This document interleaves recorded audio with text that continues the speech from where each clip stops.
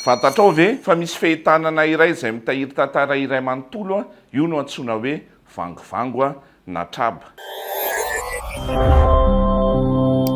Miarabantsika manaraka ny aotra culture indray. Anio itsika dia hifampizara momba ny tantaran'ny traba na le antsointsika amin'ny teny mahazatra hoe vangovango. Tsy firavaka sotra fotsiny izy io fa tandindona sy mariky ny fahafahana, ny fahefana, ny asin'ny teny ary ny asiny amin'ny maha-olombelona. Fa iny ny andefy dia nampanaovina fehitanana ary nikatona io fehitanana io. Rehefa nafana ireo andevy ireo dia nitapahana ilay fehitanana ary navadika sy nivolavolaina indray dia nitehirizina ho fahatsiarovana izany fahafahana azon'izany. Izay fitaovana nampiseho amin'ny fanandevozana taloha dia lasa mariky ny fahafahana ankehitriny.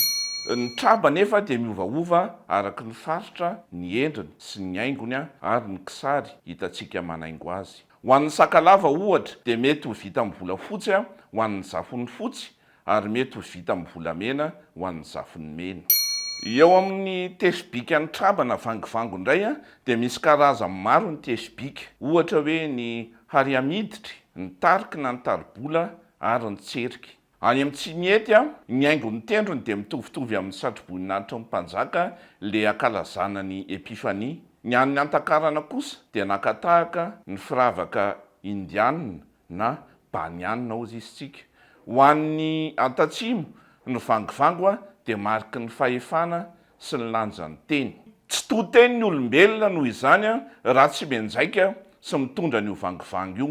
Tsy hoe noho ny fiarahamonina ny teny lazainy raha tsy mitondra eva izay tandondomin'io traba na vangovango io ny vavanjaka. Saingy mbola lalina kokoa noho izany ny eviny. Ho an'ny malagasy maro dia ny vangovango heverina fiarovana amin'ny zava-dratsy. Inona fa misarika vitana tsara, fahasalamana ary harena, indrindraindrindra ary rehetra nonja miabo ny fianjakana ny vangovango. Ny traba ihany koa dia ampiasaina mandritry ny joro rehefa mangataka fitahiana amin'ny razana. Araka ny fomba nentim-paharazana ary izay mbola tandrovina mandraka ankehitr'io dia ao amin'ny tanana havanana no hitondrana ny vangovango. Satria ny havanana ny tandindon'ny hery.